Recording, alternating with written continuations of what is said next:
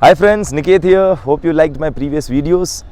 In our last video, we had discussed question number 1, Intermediate Auditing November 2018 paper, and today we are discussing question number 2. This all will be very much helpful to you in understanding how do we write our answers for auditing paper. Okay, coming to question number 2, discuss the following. 4 questions, A, B, C, D, 5 marks each. Starting with A. Factors that should be considered for deciding upon extent of checking on sampling plan. Factors that needs to be considered for deciding upon extent of checking on sampling plan. Extent of checking. They are trying to talk about the sample size, how much sampling I should do. Now, we need to first of all quote the reference of essay as per your essay 530 on audit sampling. Now, sample size. The sample size mainly depends on how much sampling risk the auditor is ready to take. Now, what is sampling risk? Sampling risk is the risk that auditor's opinion based on sample will be different if the opinion was based on overall population.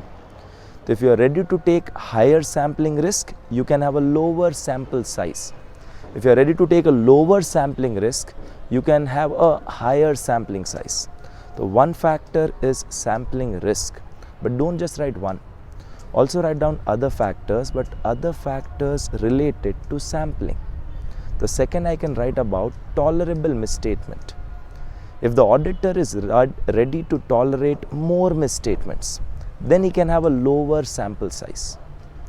Third, expected misstatements. If your expectation of misstatements are more, then you should check more. So, your sample size should go up. So, if you are ready to tolerate more misstatements, sample size will go down. If you are expecting more misstatements, sample size will go up. Fourth, other audit procedures which you have done for the same assertion. Okay, you are checking something via sample. Okay, other than sample, did you do something else? If I did some other procedures for the same assertion, then I can have a lower sample size. If other procedures are done other than checking sample, then sample size can be reduced. So, these are the factors which we require to write. Ensure you write down factors related to sampling, not the general factors. Coming to your B point. Adequate planning benefits the audit of financial statement. Discuss. Again, start with reference of essay. As per essay 300 on audit planning, the objective of planning. What is the objective of planning? We should plan and perform the audit so that the audit is completed on a timely basis and an effective manner. The objective is we are able to complete it on a timely basis, effective manner. That's one advantage. And then you write the other advantages or benefits of adequate planning will be. The auditor will focus on all the important areas. He will not miss out the important things. 2, he can assign his team properly. He knows which articles are available when. So, he can plan them accordingly. Delegation of team can be proper. Third one, how do I supervise, how do I review my work of articles? That also can be properly planned.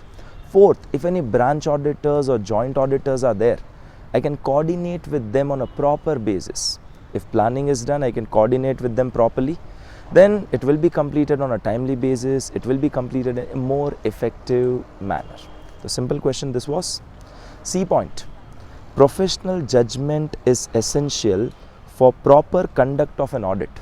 Professional judgment is essential for a proper conduct of audit. Discuss. Again, start with the reference of essay. As per your essay 200, overall objectives of independent auditor, one of the requirement to achieve your overall objective is professional judgment. Now, what is professional judgment? At many places in audit, the auditor is required to make judgments. Whenever he is making judgment, he should be making a professional judgment. The professional judgment is nothing but application of your training, your knowledge and experience. Your application of training, knowledge, experience in taking an informed decision regarding any of the circumstances encountered during an audit. During an audit, any circumstances came where you have to take some decision, judgment. You apply your training, your knowledge and basically your skill, then you make a judgment. The professional judgment is kind of well thought of. You apply your skill, your competence, your training, your knowledge, then you make a judgment.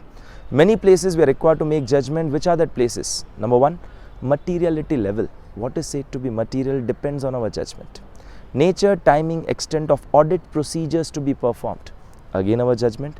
Which opinion to be given, clean report, modified report, again judgment. Whether the judgments made by the management, they are reasonable or not, on that also we make a judgment. The various places we make a judgment. They say auditors should have a professional judgment based on training, knowledge, experience, based on facts and circumstances. Many times for making a judgment you might need a discussion amongst your team member, as well as you might have to consult the third party also. SA 220, for quality control for audit work, appropriate consultation should take place. And all your professional judgment should be properly documented so that the experienced auditor, some other person who was not connected with your audit, is able to understand how did you made a judgment. This was as per your SA 230. So I can quote 200, 220, 230, all that things, and then I can conclude my answer. Now coming to your last one, point number D. As per your point number D, this is a question related to automated environment. We are required to explain the following. 5 points we are required to explain, 5 topics, 1 mark each. So just kind of definition to be given. We don't have to write much about it, just a kind of definition to be given. 1, CATS. CATS, full form is Computerized Assisted Audit Techniques. Computerized Assisted Audit Technique, wherein we use computer tools and techniques, wherein computer tools and techniques are used to analyze the data which is there in electronic form in order to obtain audit evidence. So this is nothing but while performing audit, computerized tools and techniques are used to analyze the data in an electronic form to obtain audit evidence. Number 2, data analytics. Data analytics. This is processes, tools or techniques which are used to tap the vast amount of data to obtain a meaningful information. From the vast data, I want to obtain a meaningful information, I go for data analytics. Third, database. A logical subsystem within a larger information system. It's a logical subsystem within a larger information system, wherein data is stored, your electronic data is stored in a predefined form and can be retrieved for use.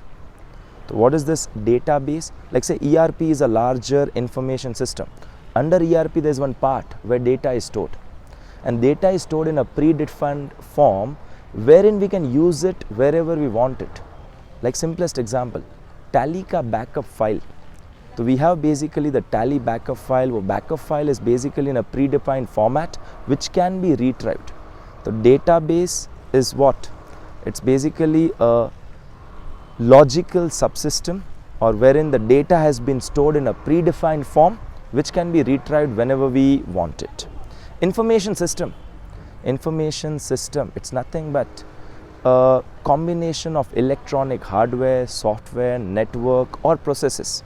Combination of electronic hardware, software, network and processes which are used in a business to process the transaction.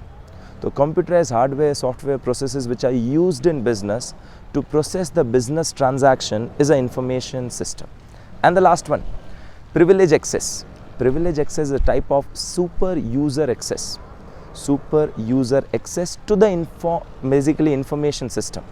Super user access to information system, wherein there are very less or no limits to the access of information system. So it's a super user access given to a particular person, wherein he can access that system without limits or with very less limits on it. That's a privileged access. So here we just had to write the definition of this 5. No need to write that half or full page. 4 lines written properly, that would have been sufficient. Hope you all enjoyed the videos. Keep connected to me. Subscribe on my YouTube channel as well. That is NIKET space Thakker, THACKER. See you all with the next one, question number 3 in our next video. Bye bye and take care.